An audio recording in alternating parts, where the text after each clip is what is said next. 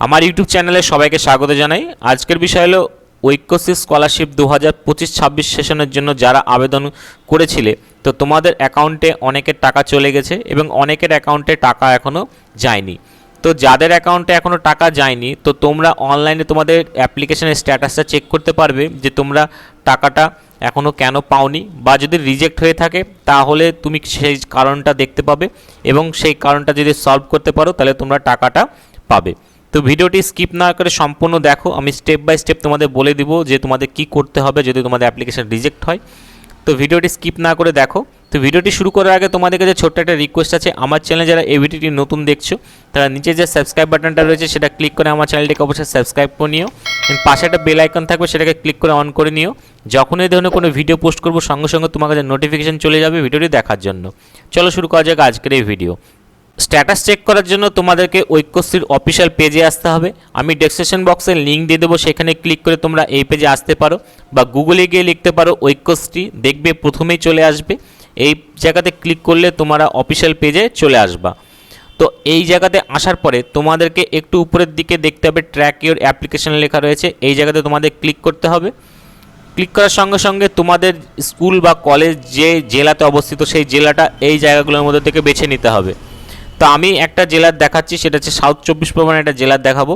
সুতরাং আমি এই জায়গাতে ক্লিক করব, তারপরে এই জায়গাতে ওকে বাটনে ক্লিক করতে হবে।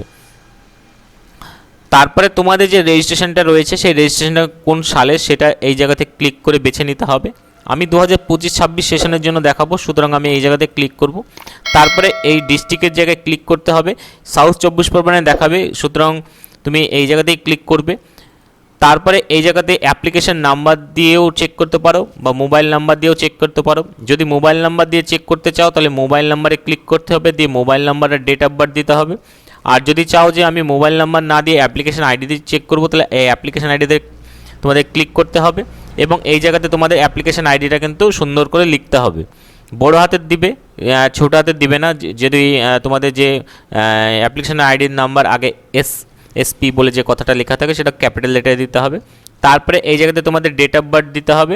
ডেট অফ বার্থ দেওয়ার পরে এই জায়গাতে যে ক্যাপচারটা দেখতে পাচ্ছ হুবহু তোমাকে এই জায়গাতে লিখতে হবে, যেরকম সংখ্যা লেখা থাকবে সেরকম। এটাকে তোমরা প্রত্যেকের তোমাদের কম্পিউটার বা মোবাইল দেখতে পাবে, প্রত্যেকের ক্ষেত্রে আলাদা আলাদা। দেখার পরে এটা এই জায়গাতে লিখে দিবে, লেখার পরে সাবমিট বাটনে তোমাদেরকে ক্লিক করতে হবে। ক্লিক করলে তোমাদের সামনে একটা নতুন পেজ ওপেন হয়ে যাবে, যেখানে পুরো তথ্য কিন্তু দেওয়া থাকবে। তোমাদেরকে দেখিয়ে দিচ্ছি কীরকম দেখাবে। তোমাকে ক্লিক করার পরে তোমাদের সামনে এরকম একটা পেজ চলে আসবে, যেখানে তোমরা পুরো তথ্য কিন্তু দেখতে পাবে।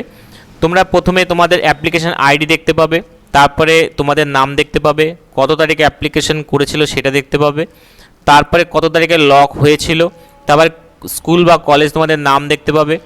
তো পুরো তথ্য দেওয়ার পরে একটু নিচের সাইডে চলে আসবে। যদি তোমাদের অ্যাকাউন্টে টাকা চলে আসে তাহলে তোমরা এই জায়গাতে দেখতে পাবে পেমেন্ট স্ট্যাটাস বলে জায়গা আছে, এই জায়গাটা তোমরা দেখতে পাবে।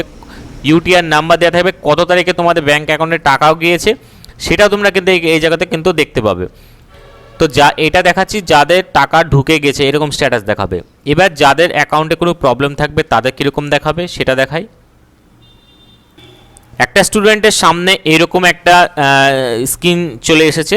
তো এই জায়গাতে তোমার অ্যাপ্লিকেশন আইডি, নাম, কত থেকে অ্যাপ্লিকেশন হয়েছে, লক ডেট, স্কুল বা কলেজের নাম এরকম দেওয়া রয়েছে। কিন্তু ব্যাঙ্ক অ্যাকাউন্টের জায়গায় তোমরা এখানে দেখতে পাবে invalid bank account details update no লেখা রয়েছে। মানে তোমাদের যে অ্যাকাউন্টটা ছিল সেটা হয়তো তোমাদের ছোট অ্যাকাউন্ট, বা আইএফসি কোড তোমাদের হয়তো ভুল দিয়েছো, বা অন্য কোনো যদি ব্যাঙ্ক রিলেটেড প্রবলেম থাকে, সুতরাং এই জায়গাতে এই তোমাদের এররটা কিন্তু দেখাবে।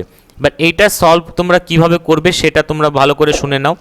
যদি কারোর অ্যাকাউন্টে ইনভ্যালিড ব্যাঙ্ক অ্যাকাউন্ট বলে, তাহলে তোমরা যে জেলাতে তোমরা আবেদন করেছো সেটা পশ্চিমবঙ্গের যে কোনো জেলায় হতে পারে। তো তোমাদের জেলার যে সাব ডিভিশন রয়েছে সেইখানে যে মাইনরিটি অফিস রয়েছে সেই অফিসে তোমাদেরকে অ্যাপ্লিকেশন আইডি এবং তোমাদের পুরো যে ডকুমেন্টগুলো রয়েছে, যেমন তোমাদের ব্যাঙ্ক বই, আধার কার্ড, এইগুলো যেগুলো রয়েছে এইগুলো কিন্তু প্রত্যেকটা জিনিস তোমাকে অরিজিনাল নিয়ে গিয়ে সেইখানে দেখা করতে হবে। তোমাদের সাব ডিভিশনের যে অফিস রয়েছে মাইনরিটি অফিস সেইখানে গিয়ে। কিন্তু দেখা করার আগে তোমাদেরকে প্রথম কাজ করতে হবে তোমাদের ব্যাঙ্কে গিয়ে তোমাদের ব্যাংক অ্যাকাউন্টের সঙ্গে আধার কার্ডটা লিঙ্ক করাতে হবে এবং তার সঙ্গে ব্যাংক অ্যাকাউন্টটা চালু করতে হবে। তোমাদের ব্যাংক অ্যাকাউন্ট যদি চালু না থাকে তাহলে কিন্তু বেশিরভাগ সময় এই এররটা দেখিয়ে দেয়।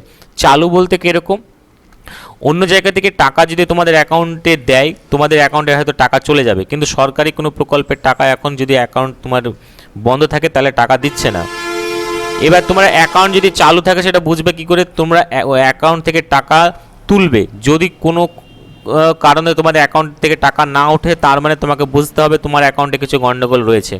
তো ব্যাংকে গিয়ে প্রথমে তুমি কিছু টাকা তোমাদের ডিপোজিট করবে, তারপরে তোমরা কিছু টাকা তুলবে।